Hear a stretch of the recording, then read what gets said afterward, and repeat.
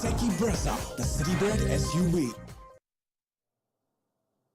Easy does it for Chennai then. Ruturaj Gaikwad, with his first half century since becoming CSK captain, powers them to a rather simple victory over Kolkata Knight Riders in a chase of 138. CSK win by 7 wickets and with 14 balls to spare to make it 3 out of 3 at Chepauk, and along with that, hand KKR their first defeat of the season. On Maruti Suzuki Arena presents ESPN Cricket for Timeout. We've got Tom Moody, Mitch McClenaghan and Wasim Jaffer to review that contest. Gentlemen, not all of us expected it to not go CSK's way. As it turned out, Tom, it got significantly easier, didn't it, in the second innings? Yeah, I don't want to sort of take anything away from the CSK performance, but you'd have to say that it was a very good toss to win. Clearly, because fielding as second was a lot harder. It seemed to be, there's quite a bit of dew there, and I think that also played out on how the surface played. The ball seemed to not hold in the surface as much. The spinners skidded on a little bit more. But still, the template that's worked so well for CSK over many years at their home ground was in full play. Yeah. And it's 67 that Ruturaj Gaikwad finishes with. We'd spoken of how he's had not that easy a start as a batter to his life as captain. It's a knock that will do wonders for his confidence.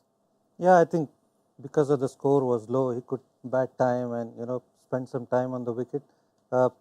Obviously, he needed a little bit of time. He didn't want it to rush, and it was a good innings. I mean, compared to how the wicket played, and it played out in his hand actually. That he was not chasing 170, 180. So it was a good knock considering they were not chasing big score.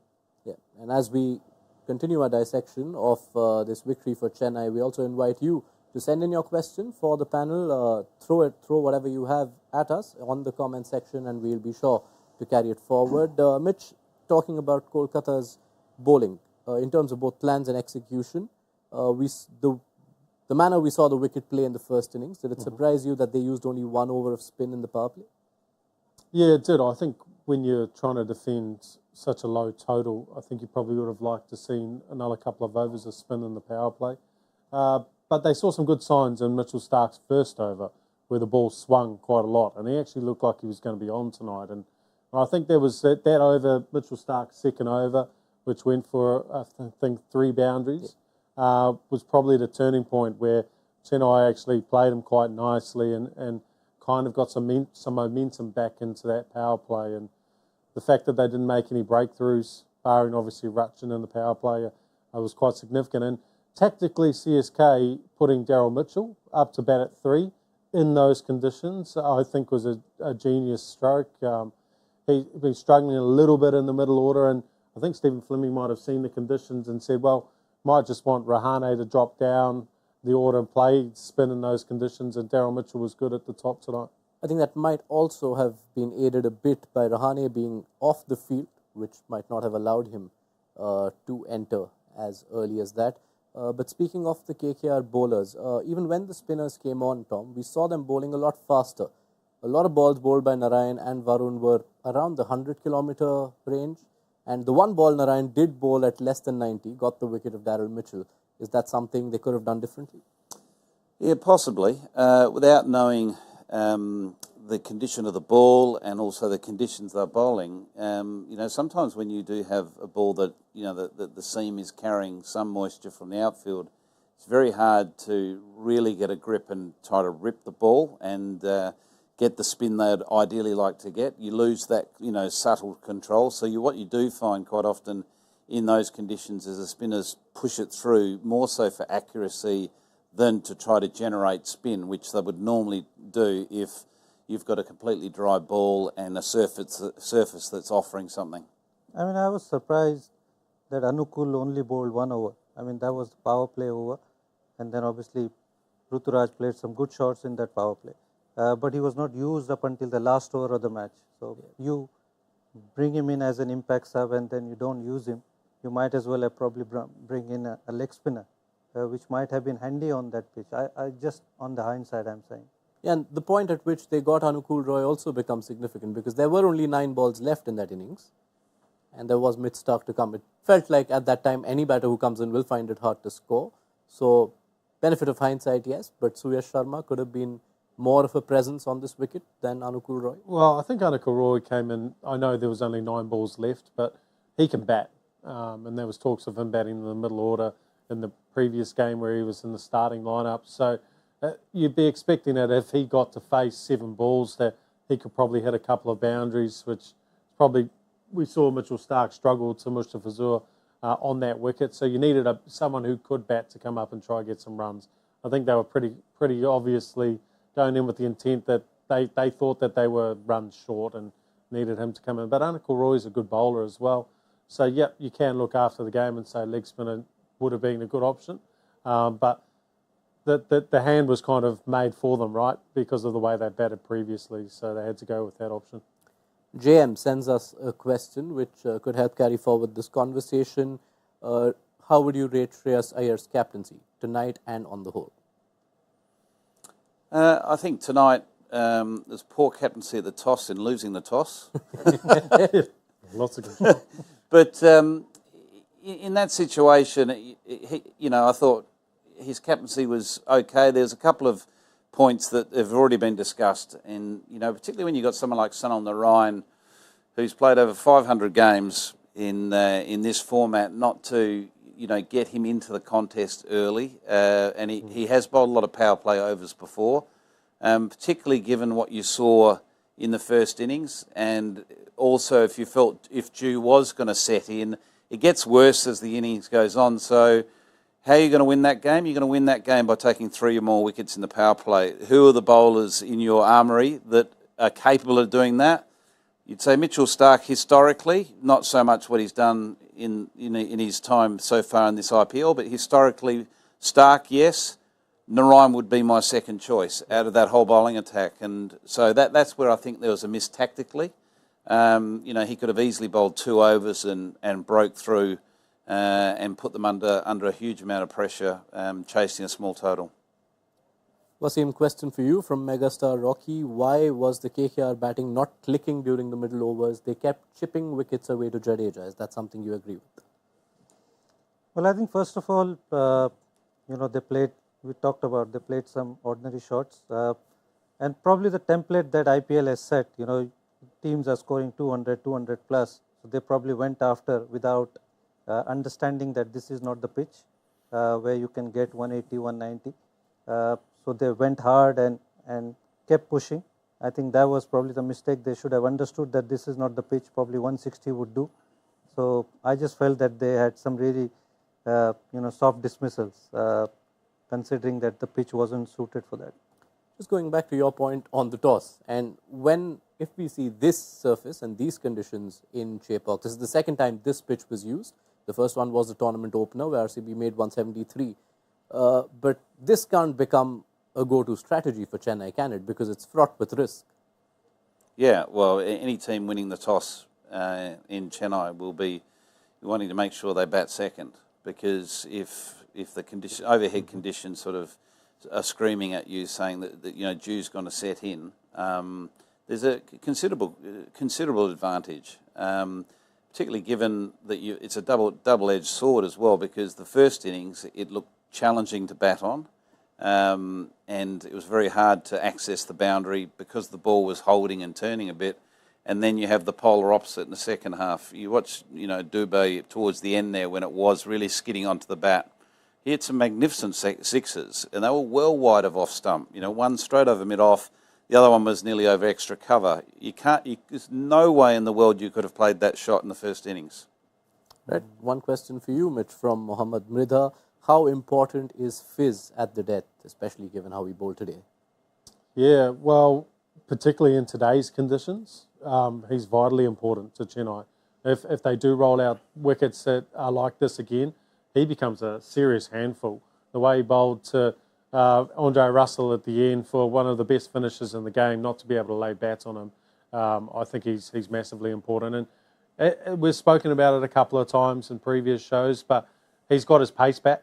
He's getting close to that 140 mark consistently, and it looks like he's in better position with his slower ball. It's coming out over the top more than we've seen in the last couple of years. So all his attributes are back there to make him a great death bowler again. And that was one of the things that KKR's pacers perhaps didn't learn. You saw Fizz bowl so many balls in that 105 to 115, but KKR kept pace on. Well, it's because of the conditions, because of the dew. Those balls skids on, and then it becomes easier. So they would have tried and would have seen that this is not working. All right, comfortable on the whole for Chennai. Let's get straight into our rapid fire review then of CSK versus KKR. Tom, 55 dot balls in Kolkata's innings. How telling was that to the outcome? I think the dot balls were an important factor in the conditions that were played out today. Just watching the way that Mitchell and Gaikwad ran between the wickets in the Chennai innings, a lot of ones were turned into twos, and that was the template that was required in that first innings. Wasim, Jadeja back among the wickets, good bowling or poor shot selections? I think he bowled just the way he bowls all the time, probably aided by the pitch a little bit and poor shots as well. I mean, there was some ordinary shot. They had a good start in the power play. They just handed out to him by playing some loose shots. Question to you, Mitch. Did Stark get his bowling plans wrong on a slow wicket? Oh, look, first and foremost, that first over I thought was a very good over. I thought he swung the ball back nicely, and the second over was probably just a couple of good shots in there as well. So, look, any time that the wicket skids on, it's going to probably help batters play against Mitchell Stark. But, yeah, I wouldn't read too much into it. Thought he didn't bowl too poorly. All right, let's take the next one to Tom Moody. Why did Chennai's batters find it so much easier to score than Kolkata's? Well, we found in the second innings the dew set in Chennai, so the ball did skid on. Yes, there was the initial threat with the ball swinging, but outside of that, there wasn't the same turn or hold in the wicket off that slower ball. So batting became a little bit easier, but still it was a good all-round performance from the Chennai batters. Next to you, Mitch. Should Kolkata have bowled more overs of spin early in the chase? Yeah, absolutely they should have. They've bowled the first 4 overs all pace. So, they definitely missed the trick, and you want to put scoreboard pressure on early in such a low total chase. So even the Ryan or even Anukul Roy taking the first over would have been a great option. And finally to you, Wasim, how do you rate Ruturaj Gaikwad's innings on this pitch? Very good. Glad that he's back in form.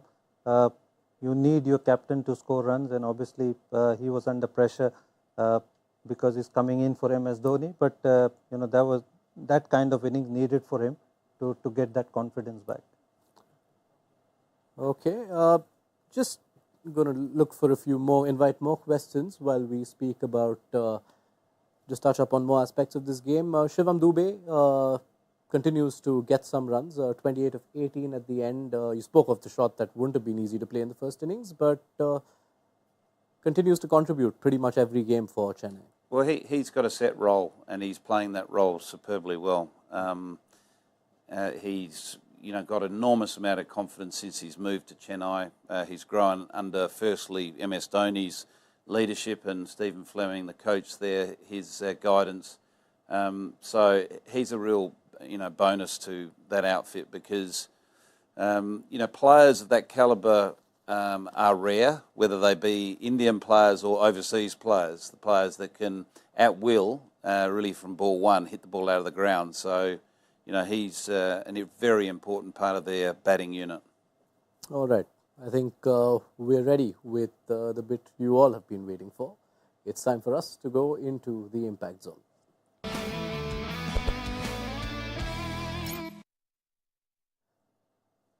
Was sensing it would be a closer one today. The middle entry is...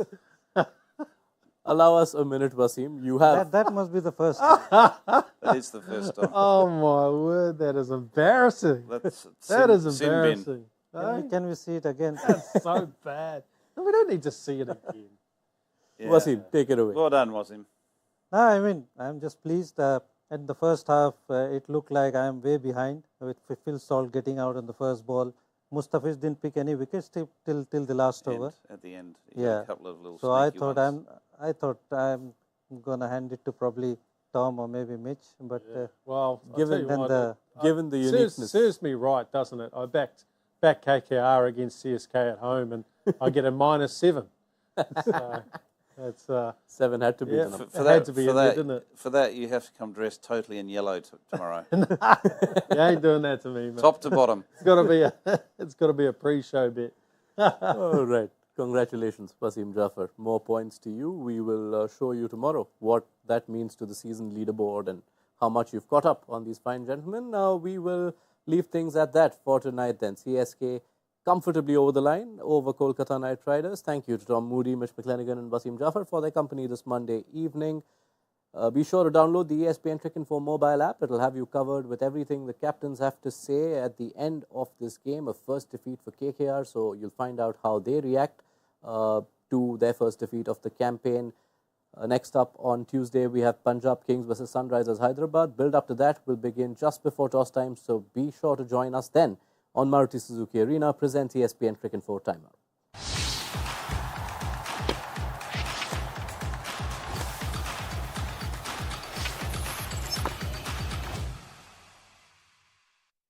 All new hot and techy Brezza, the Citybird SUV.